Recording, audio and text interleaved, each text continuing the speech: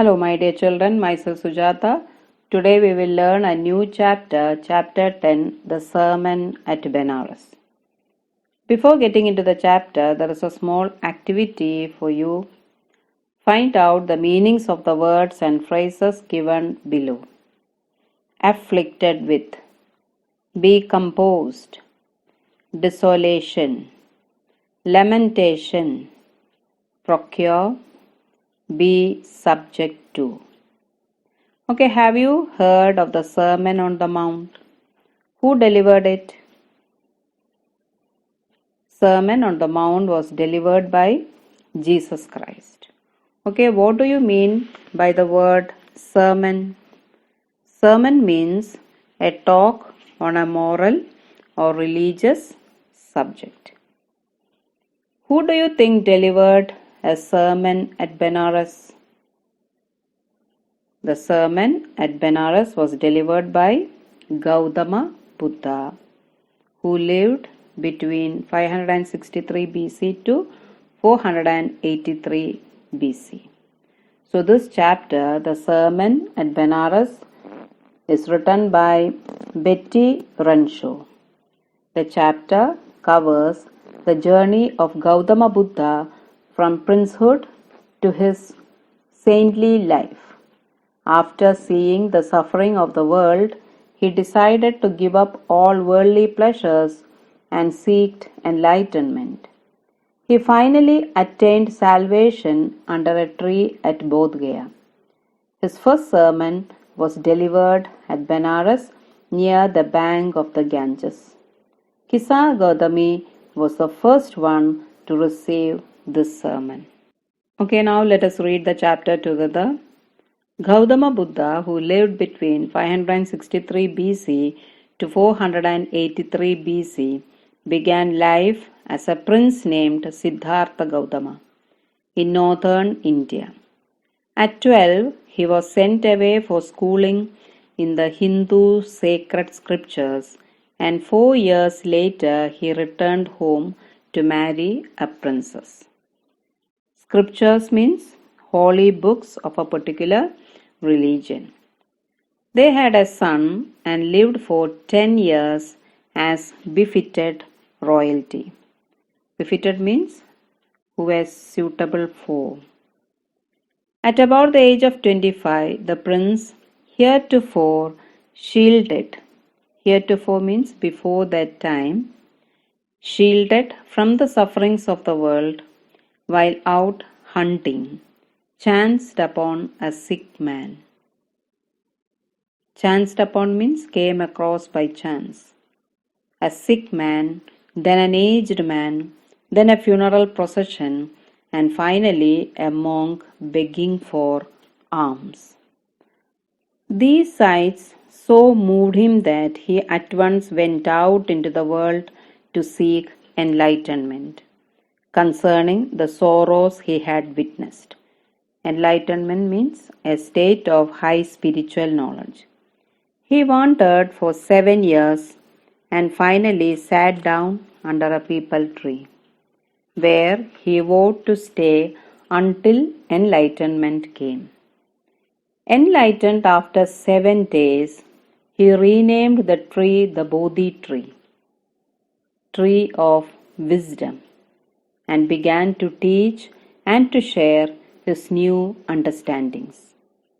At that point, he became known as the Buddha, the awakened or the enlightened. The Buddha preached his first sermon at the city of Benares, most holy of the dipping places on the river Ganges. That sermon has been preserved and is given here. It reflects the Buddha's wisdom about one inscrutable kind of suffering.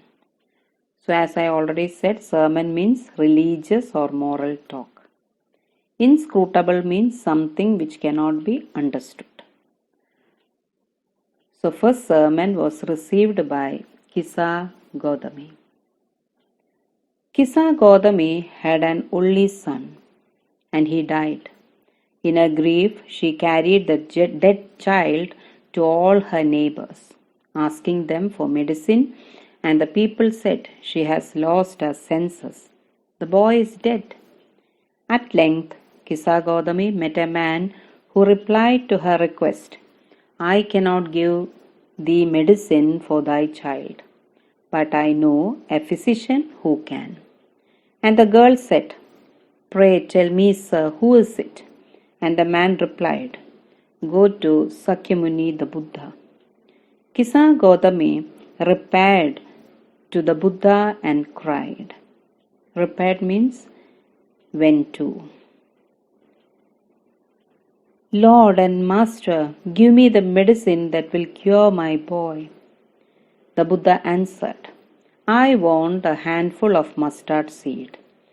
And when the girl in her joy promised to procure it, the Buddha added, "The mustard seed must be taken from a house where no one has lost a child, husband, parent, or friend." Poor Kisa Gautami now went from house to house, and the people pitied her and said, "Here is mustard seed, take it." But when she asked, "Did a son or daughter, a father or mother die in your family?" they answered her, "Alas, the living are few, but the dead are many. Do not remind us of our deepest grief." And there was no house, but some beloved one had died in it.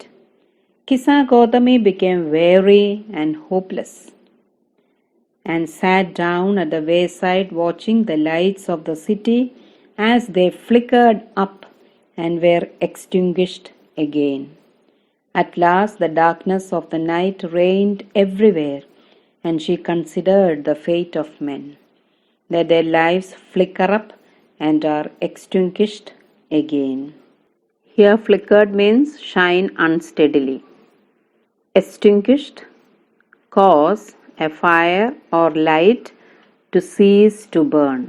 Okay, let us continue reading. And she thought to herself, "How selfish am I in my grief! Death is common to all.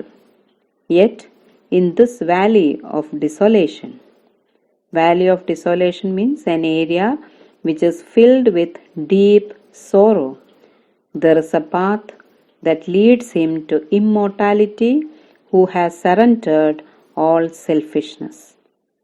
The Buddha said, "The life of mortals in this world is troubled and brief and combined with pain. For there is not any means by which those that have been born can avoid dying. After reaching old age, there is death. Of such a nature are living beings. As ripe fruits are early in danger of falling, so mortals, when born, are always in danger of death. As all earthen vessels made by the potter end in being broken, so is the life of mortals." Mortals means those bound to die. Both young and adult, both those who are fools and those who are wise, all fall into the power of death. All are subject to death. Of those who overcome by death depart from life, a father cannot save his son, nor kinsmen their relations. Mark, while relatives are looking on and lamenting deeply, one by one mortals are carried off like an ox that is led to the slaughter. So the world is afflicted with death and decay. Therefore, the wise do not grieve, knowing the terms of the world. Not from weeping, nor from grieving will anyone obtain peace of mind. On the contrary, his pain will be greater and his body will suffer. He will make himself sick and pale. Yet the dead are not saved by his lamentation. Lamentation means expression of sorrow. He who seeks peace should draw out the arrow of lamentation and complain and grief. He who has drawn out the arrow and has become composed will obtain peace of mind. He who has overcome all sorrow will become free from sorrow and be blessed. Okay, now try to read the chapter once more and try to do all the exercises given at the end of the chapter. Thank you. Meet you in the next session.